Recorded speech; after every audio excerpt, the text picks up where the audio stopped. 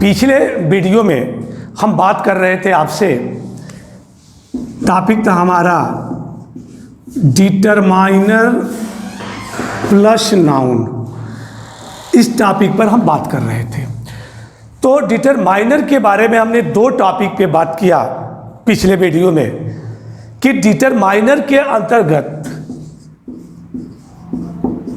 Articles आता है और आर्टिकल्स में हम ए एन डी का प्रयोग करते हैं और ये नाउन के लिए करते हैं। दूसरा टॉपिक हमने बात किया था कि पसेसिव एडजेक्टिव नाउन पर अधिकार को दर्शाता है, चाहे वह नाउन सिंगुलर हो या प्लूरल है। जैसे हमने बताया था कि आई का माई हो गया, वी का आवर हो गया, यू का यूर हो गया, ही का हीज हो गया, सी का हर हो गया, इट का इट्स हो गया, दे का दियर हो गया। ये पजेसिव केस है और इसी पजेसिव केस को हम पजेसिव एडजेक्टिव नाम दिया था, क्योंकि जब जब यह यूज होता है तब तब ये नाउन पर अधिकार को दर्शाता है, चाहे नाउन वह सिंगुलर हो या प्लूरल। इतनी बात हमने पिछले वीडियो में किया था। और एक फिगर भी हमने बनाया था, आपने देखा होगा, एक चार्ट बनाया था जिसमें पर्सन है, पर्सन के प्रोनाउन है और उस प्रोनाउन को हमने तीन केस में डिवाइड किया था, सब्जेक्टिव, ऑब्जेक्टिव और पसेसिव। पसेसिव की हमने बात किया था कि पसेसिव केस ही पसेसिव एडजेक्टिव है। अब हम बात करेंगे उस प्रोनाउन के सब्जेक्ट और ऑब्जेक्ट पे। थोड़ा सा क्वेश्चन कैसे कंपटीशन में पूछे गए हैं, थोड़ी सी हम उसकी चर्चा करेंगे, तब आगे और डिटरमाइनर पे आपसे हम बात करेंगे। तो हमने कल बात किया था कि ये आपका सब्जेक्ट है और ये आपका ऑब्जेक्ट है। आई का ऑब्जेक्ट मी, वी का ऑब्जेक्ट अस, यू का ऑब्जेक्ट यू, ही का ऑब्जेक्ट हिम, शी का ऑब्जेक्ट हर और इट का ऑब्जेक्ट इट, दे का ऑब्जेक्ट देम होता है। हमने पसेसिव की बात कर लिया था आपसे। अब हम बात करेंगे सब्जेक्ट और ऑब्जेक्ट पर। क्वेश्चन कंपटीशन के कैसे बनते हैं, यहां पर देखें कि हमने उस चार्ट में भी ऐसे बनाया हुआ है कि ये आपका वर्ब है और वर्ब के पहले का पोर्शन सब्जेक्ट कहलाता है और वर्ब के बाद का पोर्शन ऑब्जेक्ट कहलाता है। अब देखिए, ये प्रोनाउन अगर ये वर्ब के पहले यूज हो रहा है तो देखिए यह सब्जेक्टिव केस में है, लेकिन जैसे ही ये वर्ब के बाद यूज हो रहा है ये अपने ऑब्जेक्ट में बदल रहा है। तो देखिए, आई का ऑब्जेक्ट मी, वी का ऑब्जेक्ट अस, यू का ऑब्जेक्ट यू, ही का ऑब्जेक्ट हिम, सी का ऑब्जेक्ट हर, इट का ऑब्जेक्ट इट और दे का ऑब्जेक्ट देम। इस पर कंपटीशन के क्वेश्चन कैसे पूछे जाएंगे हम आपसे इस पर चर्चा करेंगे। एक छोटा सा रूल हम बताते हैं जिसपे क्वेश्चन कैसे पूछा जाता है। एक रूल होता है जिसको आप कह सकते हैं रूल नंबर 1 कि वर्ब के पहले प्रोनाउन सब्जेक्टिव केस में और वर्ब के बाद प्रोनाउन ऑब्जेक्टिव केस में रहता है। यहां देखें, ये आपका वर्ब है, वर्ब के पहले प्रोनाउन सब्जेक्टिव केस में और वर्ब के बाद प्रोनाउन ऑब्जेक्टिव केस में बदल जाता है। इसका आप ध्यान देंगे, ये पहला रूल है आपका। एक छोटा सा एग्जाम्पल पे मैं आपको समझाना चाहूँगा कि आई कॉल्ड हिम, मैंने उसे बुलाया। यहाँ देखिए, कॉल्ड आपका वर्ब है, वर्ब के पहले का प्लेस सब्जेक्ट का होता है और वर्ब के बाद का प्लेस ऑब्जेक्ट का होता है। यहाँ देखिए, वर्ब के पहले आई है, आई देखे यहाँ पर चार्ट में देखते रहेंगे आप, आई सब्जेक्टिव केस में है और कॉल्ड के बाद हिम ऑब्जेक्ट का कार्य कर रहा है। तो देखिए, हिम ऑब्जेक्टिव केस में है। तो हमने जो रूल बताया था कि वर्ब के पहले प्रोनाउन देखिए सब्जेक्टिव केस में है और वर्ब के बाद प्रोनाउन ऑब्जेक्टिव केस में है। यहाँ देखें, अगर हम इस हिम को वर्ब के पहले लिखते हैं तो ये आकर सब्जेक्ट में बदल जाएगा, तो ही कॉल्ड हो जाएगा। और आई अगर इस वर्ब के बाद आता है ऑब्जेक्ट के स्थान पर तो आई का ऑब्जेक्ट मी हो जाएगा। इसका मतलब कि वर्ब के पहले प्रोनाउन सब्जेक्ट होगा और यही प्रोनाउन अगर वर्ब के बाद आता है तो ऑब्जेक्ट होगा। एक बात का ध्यान रखेंगे, वर्ब के बाद हमने एक प्रोनाउन यूज किया है, अगर एंड से जोड़कर एक से अधिक प्रोनाउन को हम यूज करते हैं तो वर्ब के बाद जितने प्रोनाउन आएंगे वे सभी प्रोनाउन ऑब्जेक्टिव केस में होंगे। एसएससी ने क्वेश्चन यहाँ पर पुटअप किया है। आइए एक छोटा सा एग्जांपल देके हम आपको दिखाते हैं कि कैसे क्वेश्चन बनाया गया है कंपटीशन में। यहाँ पर देखें, एक क्वेश्चन है, Ram invited you and I to dinner.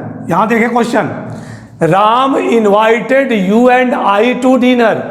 Ram ने तुझे और मुझे डिनर पर इनवाइट किया। एक नजर फिर इस पर देखें, जो यू सब्जेक्ट है वही यू ऑब्जेक्ट भी है, तो ये माना जाएगा कि अगर वर्ब के पहले यू आ जा रहा है तो यू सब्जेक्ट का कार्य करेगा। अगर यही यू वर्ब के बाद आ जा रहा है तो इस यू को हम ऑब्जेक्ट मान लेंगे। यहां पर देखें, कौन इनवाइट किया? राम, तो राम सब्जेक्ट हो गया। हमने पिछले वीडियो में बताए हैं कि जब क्रिया में कौन लगाकर प्रश्न पूछते हैं और जो उत्तर मिलता है वह सब्जेक्ट होता है। कौन इनवाइट किया? राम। और यहां देखें, इनवाइटेड आपका वर्ब हो गया। अब इस वर्ब के बाद यहां पर ध्यान दें, दो प्रोनाउन आया हुआ है, एक यू है और आई है। तो वर्ब के बाद अगर यू आ गया, देखिए वर्ब के बाद यू आ गया तो यू को हम ऑब्जेक्ट मान लेंगे। तो यू ऑब्जेक्ट ऑलरेडी है, लेकिन एंड आई यहां पर सब्जेक्ट का कार्य कर रहा है, जबकि वर्ब के बाद एंड से जुड़कर जितने प्रोनाउन आएंगे वे सभी ऑब्जेक्टिव केस में होने चाहिए। तो ये आई यहां पर गलत हो रहा है, इस आई को भी ऑब्जेक्ट में होना चाहिए। तो इसका सही क्वेश्चन हो जाएगा कि Ram invited you and me to dinner. Me to dinner, देखें यहां पर ध्यान दें, ये पॉइंट आपका गलत हो रहा है, यहां पर आई गलत हो रहा है।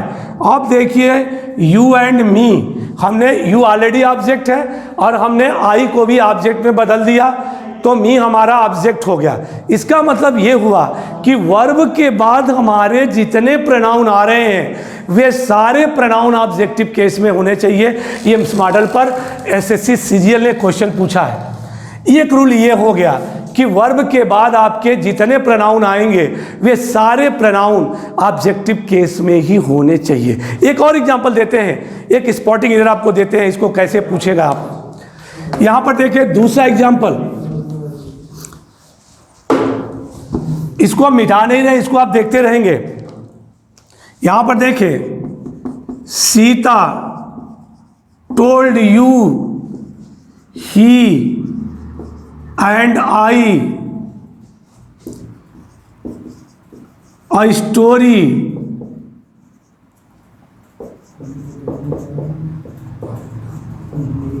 in the night। एक एग्जाम्पल हमने दिया और आपसे मैं इधर पूछ रहा हूं ए बी सी और नो इधर डी।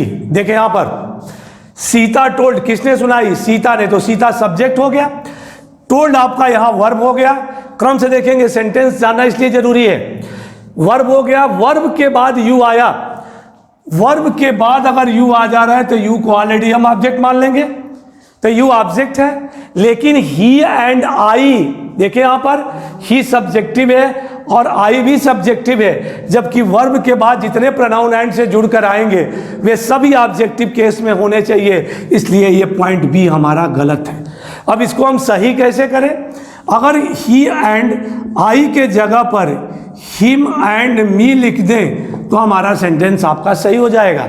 इसका मतलब हुआ कि पहला रूल, इस पर एक क्वेश्चन बनता है कि वर्ब के बाद प्रोनाउन सब्जेक्टिव, वर्ब के बाद प्रोनाउन ऑब्जेक्टिव केस में और वर्ब के पहले प्रोनाउन सब्जेक्टिव केस में, एक रूल। दूसरा रूल पर हम आते हैं, इसको देखते रहेंगे, इसी पे क्वेश्चन बता रहे हैं कैसे क्वेश्चन आपसे पुटअप किया जा रहा है।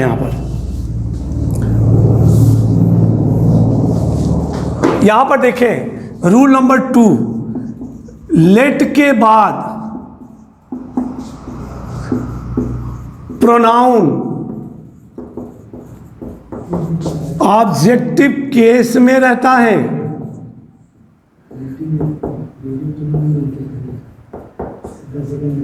यहां से भी क्वेश्चन पुटअप किया गया है, एसएससी और बैंक ने पूछा है कि लेट के बाद प्रोनाउन ऑब्जेक्टिव केस में। यहां पर देखें, अगर सेंटेंस में लेट यूज हो रहा है तो लेट के बाद अगर ये प्रोनाउन आते हैं तो प्रोनाउन ऑब्जेक्टिव केस में होने चाहिए। यहां पर देखें, आप क्वेश्चन एक दे रहा हूं कि let I do this work, let I do this work. यहां देखें आप, तो लेट के बाद आई सब्जेक्टिव केस है, जबकि लेट के बाद आई को ऑब्जेक्टिव केस में होना चाहिए। तो आई गलत है, सही क्या होगा? Let me do this work, मुझे इस कार्य को करने दो। पहला एग्जाम्पल। दूसरा एग्जाम्पल देखें आप, let they play cricket, let they play cricket. अब देखें, लेट आ गया है और लेट के बाद दे सब्जेक्टिव केस है, जबकि लेट के बाद प्रोनाउन ऑब्जेक्टिव केस में होने चाहिए। तो ये क्वेश्चन आपका गलत है। सही कैसे होगा? लेट देम प्ले क्रिकेट, यह आपका सही हो गया, उनको क्रिकेट खेलने दो। लेकिन कंपटीशन में क्वेश्चन कैसे पूछे जाएंगे उसके बारे में जाने आप। यहां पर देखिए, लेट के बाद हम केवल एक ही प्रोनाउन यूज कर रहे हैं, लेकिन कोई जरूरी नहीं है कि लेट के बाद एक ही प्रोनाउन आए। हम बार बार कह रहे हैं कि एंड से जुड़कर और भी प्रोनाउन यूज कर सकता है कंपटीशन में। तो लेट के बाद एंड से जुड़कर जितने भी प्रोनाउन आएंगे वे सभी प्रोनाउन ऑब्जेक्टिव केस में ही होने चाहिए। यहां पर फिर देखें आप, कंपटीशन में कैसे क्वेश्चन पूछे जाएंगे आपसे, यहां पर ध्यान दें आप। जैसे क्वेश्चन दे दिया कि let you and I play cricket, let you and I play cricket. यहां पर देखिए, लेट आया और दो प्रोनाउन को इसने एंड से जोड़ दिया। तो लेट के बाद अगर एक प्रोनाउन आ रहा है तब भी ऑब्जेक्टिव केस में, और एंड से जुड़कर जितने प्रोनाउन आएंगे वे सभी ऑब्जेक्टिव केस में ही होने चाहिए। यहां पर देखें, लेट के बाद यू आ गया तो यू को मान लेंगे कि यू ऑलरेडी क्या है? ऑब्जेक्ट है, क्योंकि यही यू सब्जेक्ट भी है और ऑब्जेक्ट भी है, तो लेट को मान लेंगे कि ऑब्जेक्ट है। लेकिन आई देखिए, आई सब्जेक्टिव केस में है, जबकि आई को भी ऑब्जेक्टिव केस में होना चाहिए। तो अगर ये स्पॉटिंग एरर में पूछा जाए, यहां पर ध्यान दें आप, ए बी सी और नो एरर डी, तो यहां देखें बी वाला पॉइंट आपका गलत हो गया, क्योंकि आई को ऑब्जेक्टिव केस में होना चाहिए। इसका मतलब कि लेट के बाद जितने प्रोनाउन आएंगे वे सारे प्रोनाउन ऑब्जेक्टिव केस में ही रहेंगे। दो रूल हो गया। अब हम तीसरे रूल पर आते हैं कि चलिए, आपके दिमाग में एक क्वेश्चन उठता होगा कि चलिए सर, प्रोनाउन आ गया, ये आपके प्रोनाउन है फर्स्ट पर्सन, सेकंड पर्सन और थर्ड पर्सन, तो अगर ये प्रोनाउन आ जा रहा है तो प्रोनाउन ऑब्जेक्टिव केस में है। लेकिन इसी लेट के बाद अगर नाउन आ जाए तो हम क्या करेंगे? तो फिर देखें आप, तीसरा रूल, लेट के बाद नाउन का प्रयोग हो, नाउन का प्रयोग हो तो नाउन ही ऑब्जेक्ट का कार्य करने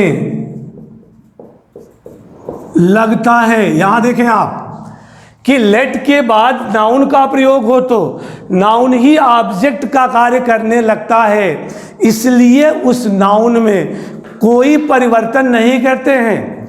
लेकिन अगर लेट के बाद प्रोनाउन का प्रयोग कर दिया जाए तो प्रोनाउन ऑब्जेक्टिव केस में होना चाहिए, और लेट के बाद यदि नाउन आ जा रहा है तो उस नाउन में कोई परिवर्तन नहीं करेंगे, हम मान लेंगे कि वही नाउन ऑब्जेक्ट का कार्य कर रहा है। एग्जाम्पल देखें आप, एग्जाम्पल है कि let Radha sing a song, let Radha sing a song, Radha को एक गीत गाने दो। यहां पर देखिए लेट के बाद राधा नाउन है, और लेट के बाद यदि राधा नाउन है तो इस नाउन में कोई परिवर्तन नहीं करेंगे, क्योंकि मान लिया जाएगा कि noun work as a object. If pronouns are used after let, pronoun must be in objective case, pronoun को ऑब्जेक्टिव केस में होना चाहिए। क्लियर हो गया? तो लेट के बाद अगर प्रोनाउन आ रहा है तो प्रोनाउन ऑब्जेक्टिव केस में, लेट के बाद अगर नाउन आ रहा है तो उस नाउन में कोई परिवर्तन नहीं करेंगे। अब एक नया क्वेश्चन पुटअप कर देगा, एक नया क्वेश्चन बना देगा कि लेट के बाद नाउन भी यूज कर देगा और प्रोनाउन भी यूज कर देगा।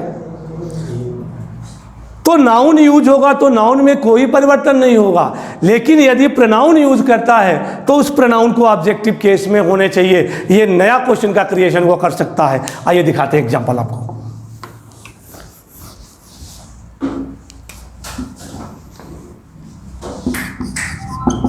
लेट राधा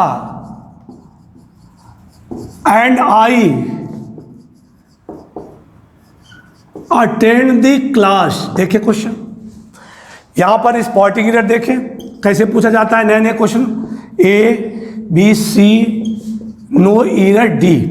यहां पर देखें लेट के बाद राधा नाउन है जबकि आई हमारा प्रोनाउन है, तो लेट के बाद राधा नाउन है और आई प्रोनाउन है, तो राधा में कोई परिवर्तन नहीं होगा। लेकिन प्रोनाउन अगर नाउन के साथ आ रहा है तो इस प्रोनाउन में परिवर्तन होना चाहिए। इसलिए हम प्रोनाउन को ऑब्जेक्टिव केस में बदलना होगा, इसलिए हमारा बी वाला पॉइंट रॉन्ग है। तो यहां पर देखें राधा नाउन है लेकिन आई प्रोनाउन है, तो नाउन में परिवर्तन नहीं होगा लेकिन प्रोनाउन में परिवर्तन होगा। तो आई की जगह पर अगर मी लिख देंगे तो सेंटेंस गलत, सेंटेंस सही हो जाएगा। अगर आई है तो बी वाला पॉइंट आपका रॉन्ग है। इसलिए लेट पर ये आपके 3 प्रकार के क्वेश्चन यहाँ पुटअप किए गए हैं। आइए चौथे प्रकार पे हम चलते हैं। यहाँ एक नज़र डालें आप कि लेट सेंटेंस के प्रारंभ में आ गया है, इसका मतलब कि ये लेट यहां पर आकर सब्जेक्ट का कार्य कर रहा है। कभी कभी यही लेट सब्जेक्ट के तुरंत बाद आ जाता है। तो लेट अगर सब्जेक्ट के तुरंत बाद आ जाता है तो वह लेट वर्ब का काम करने लगता है, और लेट जब वर्ब का काम करता है तो उस लेट के बाद भी अगर कोई प्रोनाउन आता है तो वह प्रोनाउन ऑब्जेक्टिव केस में ही होने चाहिए। ये नया रूल देखें यहां पर।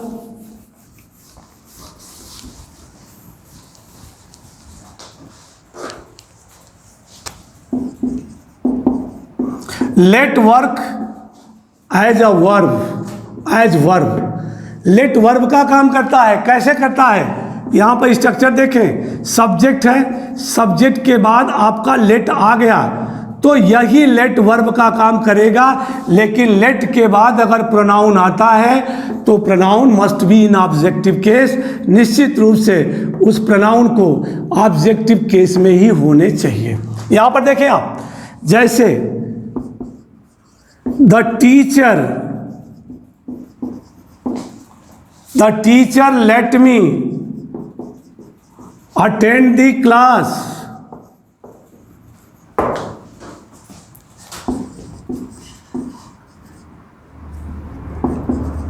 My father let him go to market.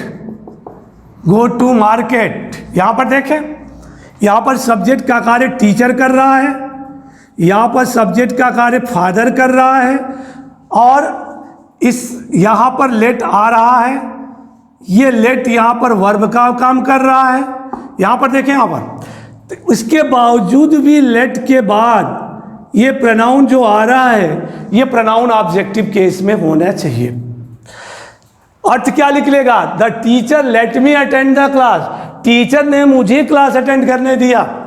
My father let him go to market. मेरे पिता ने उसे बाजार जाने दिया। तो कभी भी लेट के बाद अगर ये प्रोनाउन आता है तो वह प्रोनाउन ऑब्जेक्टिव केस में रहता है, लेकिन लेट के बाद यदि नाउन का प्रयोग होता है तो वह नाउन को मान लिया जाएगा कि वह ऑब्जेक्ट है, उस नाउन में किसी प्रकार का कोई परिवर्तन नहीं होगा।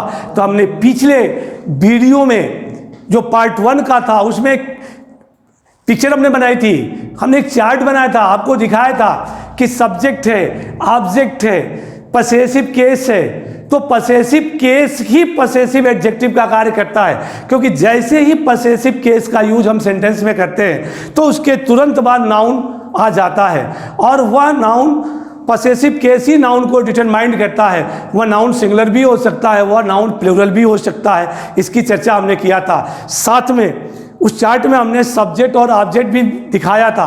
तो यहाँ पर हमने ये बताया आपको कि सब्जेक्ट और ऑब्जेक्ट, प्रोनाउन के सब्जेक्ट और ऑब्जेक्ट पर क्वेश्चन कैसे पूछे जाते हैं। एक क्वेश्चन और भी यहाँ चर्चा करेंगे यहाँ पर प्रोनाउन पर, तब आगे और डिटरमाइनर हम बताएंगे। और जब हम पार्ट्स ऑफ स्पीच पे पहुँचेंगे और प्रोनाउन टॉपिक आएगा तो एक बार फिर इस पर चर्चा और हो सकती है, बहुत तरीके से हो सकती है। लगभग 10-12 प्रकार के क्वेश्चन भी इस पर बनाए जाते हैं, लेकिन यहाँ उसके बारे में चर्चा करने की कोई ज़रूरत नहीं है, क्योंकि हम बेसिक पढ़ा रहे हैं। हम पार्ट्स ऑफ स्पीच पे डिटेल चर्चा करेंगे, लेकिन फिर भी हमने आपको दिखाया कि बेसिक का क्यों इंपॉर्टेंस है, क्योंकि बेसिक से भी तमाम क्वेश्चंस पूछे जाते हैं। एक क्वेश्चन और चर्चा करेंगे आपसे, यहाँ पर देखें, महत्वपूर्ण क्वेश्चन है, एसएससी ने पूछा है इसको, बैंक ने भी पूछा है इस तरह के मॉडल। अगला रूल है, बिटवीन के बाद प्रोनाउन ऑब्जेक्टिव केस में रहता है। बिटवीन के बाद प्रोनाउन ऑब्जेक्टिव केस में रहता है। यहां पर एग्जांपल देखें आप,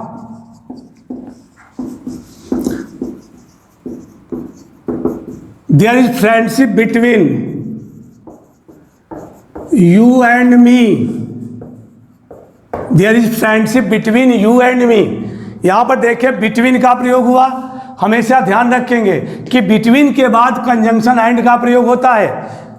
इस पर तमाम बैंक पीओ के क्वेश्चन भी पूछे गए हैं। और यहां पर देखें बिटवीन के बाद you and me, you already subject और ऑब्जेक्ट दोनों है, तो हम मान लेंगे कि यू ऑब्जेक्ट का कार्य कर रहा है। लेकिन यू के बाद एंड से जोड़कर हमने मी लिखा, और मी भी ऑब्जेक्ट का कार्य कर रहा है, इसलिए बिटवीन के बाद प्रोनाउन को ऑब्जेक्टिव केस में ही होने चाहिए। अब हम आगे चर्चा करेंगे। हमने 2 प्रकार का डिटरमाइनर आपको बताया कि एक आर्टिकल डिटरमाइनर के अंतर्गत आता है और दूसरा पसेसिव केस आता है जो पसेसिव एडजेक्टिव में कन्वर्ट हो जाता है। पूरा चार्ट बनाने की वजह से जब हमने सब्जेक्ट, ऑब्जेक्ट और पसेसिव केस दिखाया तो हमने थोड़ा सा यहाँ पर सब्जेक्ट और ऑब्जेक्ट के बारे में बात किया कि एसएससी और बैंक ने यहाँ से क्वेश्चन कैसे उठाए हुए हैं। तीसरे पॉइंट पर हम आते हैं, डिटरमाइनर के अंतर्गत तीसरा पॉइंट क्या है, आइए उसकी हम चर्चा करते हैं।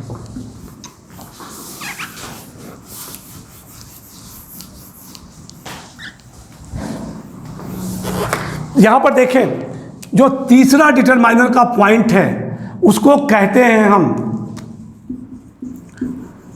डिमॉन्स्ट्रेटिव एडजेक्टिव, हिंदी में कहते हैं संकेत वाचक विशेषण, संकेत वाचक विशेषण।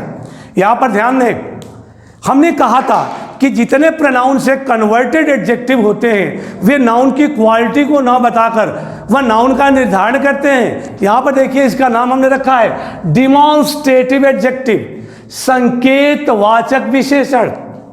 देखिए, यह भी एडजेक्टिव है, विशेषण है, लेकिन इसका नाम है संकेतवाचक।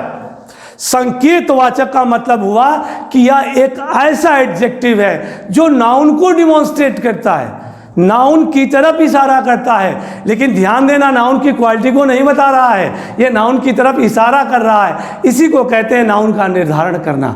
अर्थात यह एक ऐसा एडजेक्टिव है जो नाउन की तरफ इशारा करता है। अब इशारा करता है, आइए दिखाते हैं कौन कौन सा डिमॉन्स्ट्रेटिव एडजेक्टिव के अंतर्गत वर्ड आते हैं जो नाउन की तरफ इशारा करते हैं। यहां देखें आप, दिस, दिस का अर्थ यह, दीज का अर्थ होता है ये सब। दैट का अर्थ होता है वह। दोज का अर्थ होता है वो शब्द। दिस का नंबर सिंगुलर है, यस है सिंगुलर, और दीज का ही प्लूरल होता है। दिस का प्लूरल दीज, पी से प्लूरल, दैट सिंगुलर और दोज प्लूरल। यहां ध्यान देंगे। अब ये नाउन की तरफ इशारा करेगा, तो जब ये नाउन की तरफ इशारा करेगा तो स्वाभाविक रूप से इसके तुरंत बाद नाउन आएगा। यहां समझे काम। दिस और दीज नजदीक की वस्तु या व्यक्ति की तरफ इशारा करने के लिए होता है, जबकि दैट और दोज दूर की व्यक्ति और वस्तु की तरफ इशारा करने के लिए होता है। अर्थात ये दोनों नजदीक की तरफ इशारा करता है और ये दोनों दूर की तरफ इशारा करता है। यहां पर देखें, ये दिस, दीज, दैट और दोज नाउन की तरफ इशारा कर रहा है। अब इसके कॉन्सेप्ट को समझें कि अगर दिस का नंबर सिंगुलर है और दिस इशारा अगर नाउन को कर रहा है, तो दिस सिंगुलर है तो नाउन को भी सिंगुलर होना चाहिए। अगर दीज प्लूरल है और दीज नाउन की तरफ इशारा कर रहा है, तो दीज का नंबर अगर प्लूरल है तो नाउन का नंबर भी प्लूरल होना चाहिए। अगर दैट सिंगुलर है तो नाउन सिंगुलर, दोज प्लूरल तो नाउन प्लूरल। क्या कॉन्सेप्ट निकला कि डिमॉन्स्ट्रेटिव एडजेक्टिव के नंबर के अनुसार हम नाउन के नंबर का प्रयोग करते हैं, उल्टा नहीं करेंगे। नाउन के नंबर के अनुसार इसका प्रयोग नहीं होगा, इसके नंबर के अनुसार नाउन के नंबर का प्रयोग होगा। तो रूल निकल के आ गया कि डिमॉन्स्ट्रेटिव एडजेक्टिव के नंबर के अनुसार नाउन के नंबर का प्रयोग करते हैं। क्लियर? आइए एग्जाम्पल देते हैं। यहां पर this boy is very intelligent. This boy is very intelligent. यह लड़का बहुत बुद्धिमान है। यह लड़का, अर्थात दिस इशारा किसको किया? बॉय को। देखिए यहां पर दिस का नंबर सिंगुलर है तो बॉय का number singular. This demonstrate boy को कर रहा है। Boy is a head work, वह हेडवर्क है और हेडवर्क ही सब्जेक्ट का कार्य करता है और इसी के नंबर के अनुसार हम वर्ब का प्रयोग किए हैं। देखिए बॉय का नंबर सिंगुलर तो वर्ब का नंबर सिंगुलर। यहां पर देखें आप दूसरा एग्जांपल कि दीज बॉयज। अब देखें आप, जब हमने दीज लिखा यहां पर, दीज इशारा बॉयज को कर रहा है, तो दीज का नंबर अगर प्लूरल है तो बॉयज का नंबर प्लूरल होगा, क्योंकि दिस डिमॉन्स्ट्रेट किसको कर रहा है? नाउन को कर रहा है। तो दिस दीज का काम है केवल नाउन को डिमॉन्स्ट्रेट करना। ये डिमॉन्स्ट्रेट कर दिया, इसका काम समाप्त हो गया। अब boys is a head work, work as a main subject, बिल्कुल मुख्य सब्जेक्ट का कार्य कर रहा है boys. And according to the number of the subject verb is always used. तो बॉयज के नंबर के अनुसार हम वर्ब का प्रयोग करेंगे। बॉयज का नंबर प्लूरल तो वर्ब का नंबर प्लूरल। देखिए यहां पर are very intelligent, very intelligent. देखिए यहां पर दो वर्ड मिल करके सब्जेक्ट का कार्य कर रहा है। दिस और दिस इस नाउन को डिटरमाइंड कर रहा है और नाउन के नंबर के अनुसार हम वर्ब का प्रयोग कर रहे हैं। अब देखें आप और एग्जांपल देखें। That girl is very beautiful. That girl, वह लड़की, देखिए हम इशारा कर रहे हैं लड़की को और लड़की दूर है, तो that डिमॉन्स्ट्रेट किसको किया? गर्ल को किया और गर्ल के नंबर के अनुसार हमने किसका प्रयोग किया? वर्ब का। यहां पर देखें दोज गर्ल्स, वो सब लड़कियां, तो दोज इशारा किसको किया? गर्ल्स को। दोज का नंबर प्लूरल, गर्ल्स का नंबर प्लूरल और गर्ल्स का नंबर प्लूरल तो वर्ब प्लूरल होगा वेरी ब्यूटीफुल, वेरी ब्यूटीफुल। यहां पर देखें आप, तो ये आपका डिमॉन्स्ट्रेटिव एडजेक्टिव हो गया। तो डिटरमाइनर के अंतर्गत तीन टॉपिक आए, article, possessive adjective, demonstrative adjective.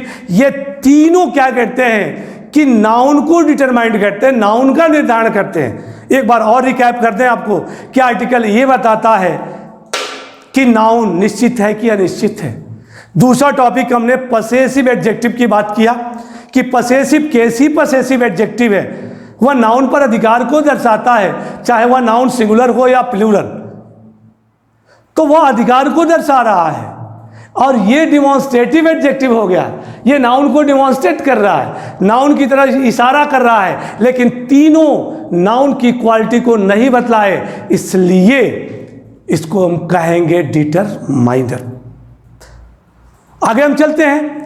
कुछ लड़के ऐसे भी होंगे जो टेट की तैयारी करते होंगे, टीजीटी और पीजीटी की तैयारी करते होंगे, उसमें एक क्वेश्चन आपसे पूछा जाएगा, यहां पर समझे कि this boy is very intelligent. उसने पूछा दिस क्या है, what is this in parts of speech. Parts of speech में दिस क्या है, नाउन है कि प्रोनाउन है कि एडजेक्टिव है, तो आप एडजेक्टिव मानेंगे क्योंकि इस समय एडजेक्टिव का काम कर रहा है। क्वालिटी न बताकर ये नाउन का निर्धारण कर रहा है, आप डिटरमाइनर नहीं कहेंगे क्योंकि उसने पूछा कि पार्ट्स ऑफ स्पीच में क्या है, तो पार्ट्स ऑफ स्पीच में दैट, दोज, दिस और दीज एडजेक्टिव का कार्य कर रहा है।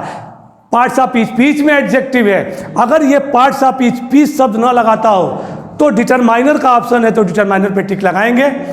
एसएससी और बैंक के लिए कि ये दिस, दैट, दीज, दो जहां भी यूज हो रहा है सेंटेंस में, आप देखेंगे चाहे वो सब्जेक्ट के रूप में हो या ऑब्जेक्ट के रूप में हो, अगर ये दोनों यूज हो रहे हैं तो ये डिमॉन्स्ट्रेटिव एडजेक्टिव के ठीक, डिमॉन्स्ट्रेटिव एडजेक्टिव ठीक नाउन के पहले यूज होगा और ये नाउन को डिमॉन्स्ट्रेट करेगा, और डिमॉन्स्ट्रेटिव एडजेक्टिव के नंबर के अनुसार ही नाउन का प्रयोग होगा। ये स्पॉटिंग एरर की बात हम आपसे कर रहे हैं। आगे हम चलते हैं। एक टॉपिक पे हमने बात किया आज आपसे, जो पहला टॉपिक था कि डिटरमाइनर प्लस नाउन, कि डिटरमाइनर नाउन का निर्धारण करता है, तो कैसे निर्धारण करता है ये आपने समझा,